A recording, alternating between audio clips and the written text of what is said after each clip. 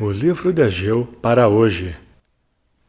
Vamos aproveitar alguns momentos para apresentar as pessoas que nos são mencionadas no primeiro versículo.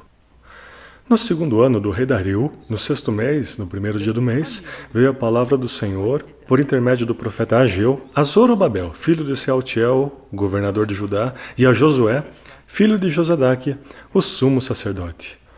Esse rei Dario não é Dario o Medo, que encontramos no livro de Daniel, mas é Dario, o rei da Pérsia, conhecido como Dario I.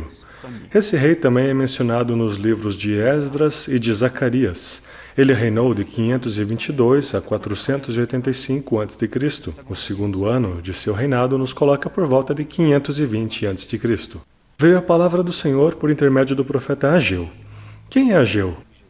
Na realidade, temos muito pouca informação sobre ele. Vemos seu nome aparecer em Esdras 5:1 e 6:14, onde aprendemos que ele e Zacarias, filho de Ido, profetizaram aos judeus que estavam em Judá e em Jerusalém. Em nome do Deus de Israel lhes profetizaram, e que os anciãos dos judeus iam edificando e prosperando pela profecia do profeta Ageu e de Zacarias, filho de Ido.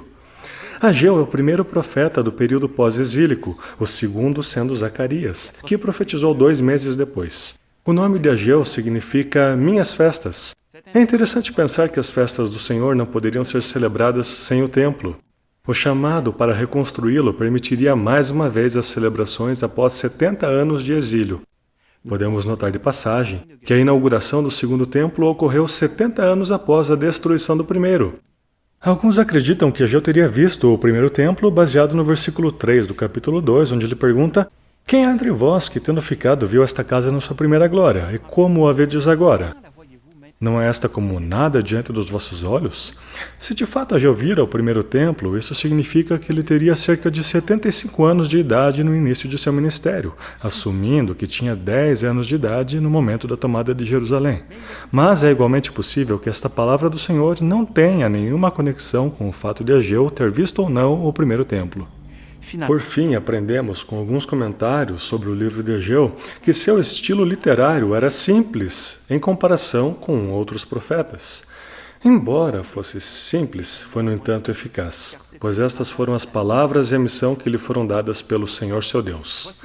Aqui está uma pequena palavra de encorajamento. Não olhemos para nossas habilidades, nem nos comparemos com os outros, mas asseguremo-nos de fazer bem e humildemente o que o Senhor nos pediu para fazer. Os olhos não devem estar voltados para o servo, mas para o mestre. Ageu pode ter sido um homem simples por seu estilo, mas Deus o usou por seu espírito para fazer um grande trabalho nos corações. E isto é o que todo verdadeiro servo de Deus deseja, que Deus trabalhe nos corações e que a glória seja somente dele. O que é apropriado para o servo, depois de ter feito o que lhe foi pedido, não é chamar a atenção para si, mas dizer o que lemos em Lucas 17:10, somos servos inúteis, porque fizemos somente o que devíamos fazer. Zorobabel, filho de Sealtiel, também chamado de Sesbazar, foi um dos chefes que voltou da Babilônia para Jerusalém, e ele era o Tirsata, o governador de Judá. A inscrição genealógica em 1 Crônicas 3, versículos 18 e 19, é bastante difícil de entender. É o único lugar onde lemos que Pedaías foi o pai de Zorobabel. Pedaías era o irmão de Sealtiel, e o pai deles era o rei Joaquim. Há várias explicações possíveis, uma delas é que seja um erro de copista, mas aqui estão outras duas que são prováveis. Ou Pedaías era o pai de Zorobabel, e Zorobabel foi adotado por Sealtiel. Ou Sealtiel morreu sem filhos, e Pedaías, seu irmão, tomou o nome do falecido casando-se com a viúva de Sealtiel, como encontramos na lei em Deuteronômio capítulo 25, versículos 5 a 10. Segundo essas duas hipóteses, Pedaías seria o pai biológico de Zorobabel, mas, mais uma vez, é difícil saber exatamente o que aconteceu. É também muito interessante notar que Zorobabel, assim como Sealtiel, pode ser encontrado nas duas genealogias do Senhor Jesus, na linhagem de José, no Evangelho segundo Mateus, e na linhagem de Maria, no Evangelho segundo Lucas.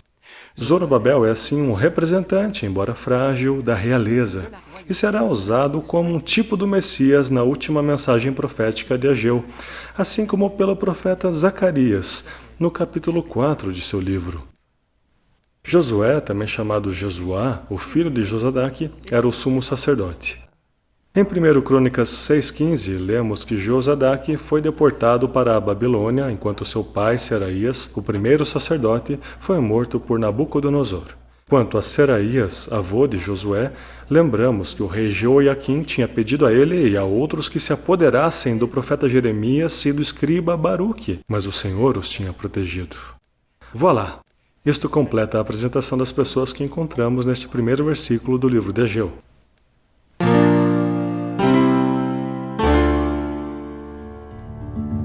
No próximo vídeo consideraremos a primeira mensagem de Ageu. Se você gostou desta, considere compartilhá-la com outra pessoa. É em antecipação à vinda do Senhor que lhes digo até breve.